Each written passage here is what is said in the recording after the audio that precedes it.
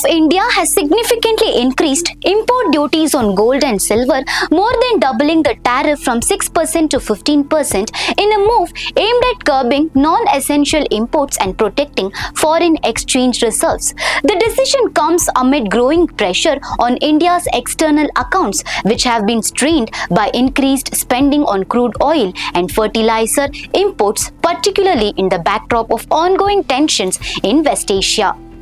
Along with gold and silver, the import duty on platinum has also been raised from 6.4% to 15.4%. The changes effective from 13th May also include revisions for related products such as gold and silver bar coins and findings. The policy shift follows a rare public appeal from Prime Minister Narendra Modi over the weekend, urging citizens to delay gold purchases, reduce non-essential foreign travel, and adopt measures to conserve oil and foreign exchange. India, the world's second largest consumer of precious metals, have witnessed a sharp rise in gold and silver demand in recent months, driven not only by consumption but also by investment interest amid rising global prices. Gold remains India's second largest import after crude oil, and the surge in purchases has contributed significantly to foreign exchange outflows, adding pressure on the rupee, which has been hovering near